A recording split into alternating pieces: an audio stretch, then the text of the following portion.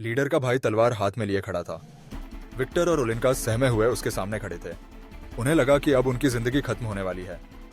लेकिन तभी भाई की आंखों में एक अलग चमक आई।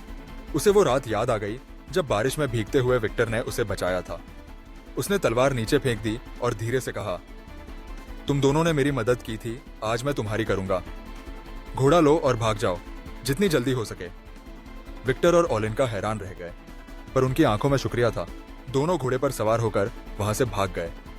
लेकिन जब लीडर को पता चला कि उसके भाई ने विक्टर और ओलिनका को छोड़ दिया है, तो उसने गुस्से में अपने ही भाई को मौत के घाट उतार दिया। विक्टर और ओलिनका जैसे तैसे अपने कबीले लौट आए। वहां खबर थी कि लीडर अब सीधे उन पर हमला करने आ रहा है। साथ ही उसके साथ था एक विशाल मॉन्स्टर जो पत्थरों से बना हुआ था। हमला शुरू हुआ। कबीले के लोग पूरे दम से लड़े, लेकिन मॉन्स्टर बहुत ही ताकतवर था। कोई भी उसे रोक नहीं पा रहा था। तभी उन्होंने देखा दूर खड़ा जादूगर, जो जादुई पत्थर की ताकत से उस मॉन्स्टर को कंट्रोल कर रहा था। कबीला वाले समझ गए, जब तक पत्थर उसके पास है हम जीत नहीं सकते। सब कुछ खत्म होता देख औंस को एक चाल चलता है। वह खुद मॉन्स्टर के सामने जाकर उसका ध्यान अपनी ओर खींचता है। मॉन्स्टर गरजता हुआ उसके पीछे भागता है और औंस को उसे सीधे नदी तक ले आता है। औंस को नदी में कूद जाता है और बड़ी चालाकी से मॉन्स्टर को भी खींचकर पानी में गिरा देता है।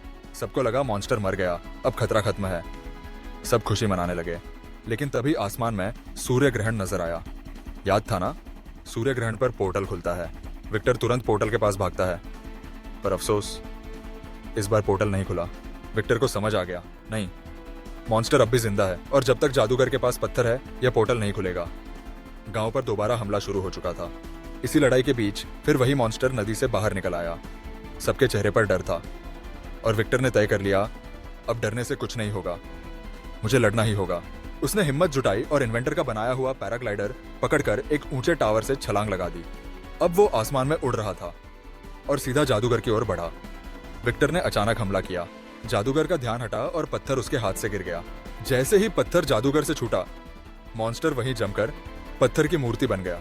विक्टर ने तेजी से पत्थर उठाया। तभी लीडर उसके सामने आ गया।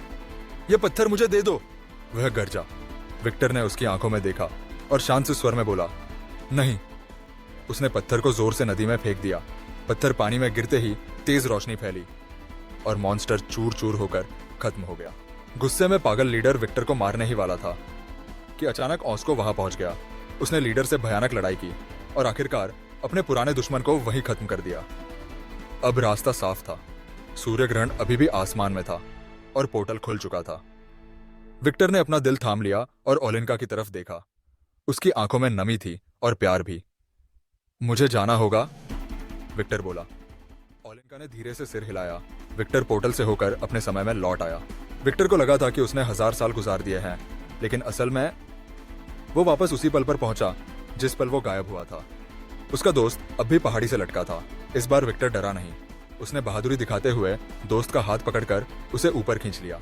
अब उसे ऊंचाई से डर नहीं लगता था। विक्टर अपनी दुनिया में लौट आया था, पर उसके दिल में ओलिनका की यादें हमेशा के लिए बस चुकी थीं। आज भी जब वह उस पत्थर को छूता है, उसी वक्त 1000 साल पीछे ओलिनका भी वही पत्थर छूती है। दोनों के बीच 1000 साल का फासला है, पर क्या पता, शायद एक दिन किस्मत उन्हें फिर से मिला दे।